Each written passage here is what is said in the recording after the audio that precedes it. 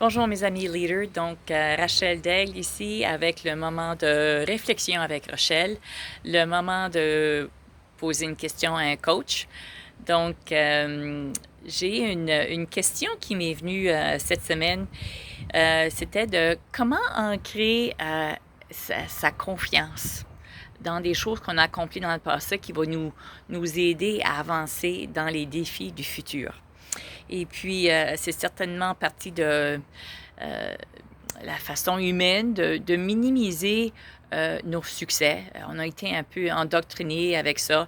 Il ne faut pas devenir venteux ou arrogant. Et donc, où est-ce qu'est la ligne entre la confiance et l'arrogance? Et c'est toujours un peu un défi de comment on se situe là-dedans. C'est un sujet qu'on peut discuter pour longtemps. Et puis, la question, le point de l'ancrer, c'est ça qui m'a interpellée un peu. L'odorat est une des sens le plus puissants qui amène des souvenirs.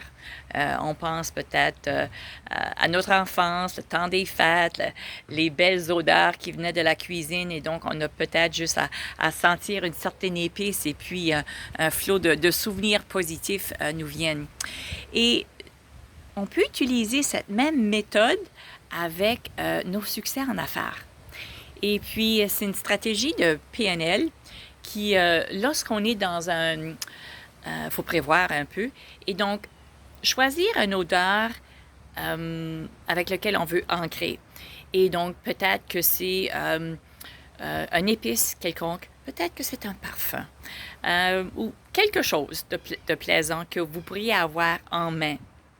Et donc, lorsque vous avez votre moment de succès, de fierté, à ce moment-là, de prendre cet élément fragrant et puis vraiment le sentir pour relier l'émotion que vous vivez de succès à cette senteur pour bel et bien l'ancrer, comme la personne l'a dit.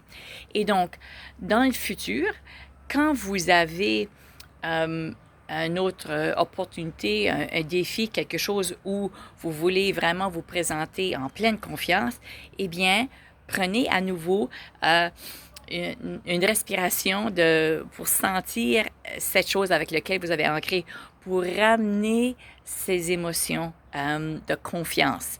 Donc, c'est quelque chose de très puissant, c'est prouvé, et puis je vous mets au défi de faire l'exploration, de faire ça comme un peu une expérimentation, et j'aimerais bien savoir quelles sont vos observations de ça. Mais c'est ça un peu pour aujourd'hui. On pourrait en parler longuement. Je vous demande de me faire parvenir vos questions. Ça sera fait en anonymat complet. Donc, vous pouvez m'envoyer un petit message privé pour la prochaine question pour un coach. Je vous remercie beaucoup et je vous souhaite bon succès à bâtir votre confiance et à réussir à surmonter vos défis. Alors, d'ici à la prochaine fois, bon courage.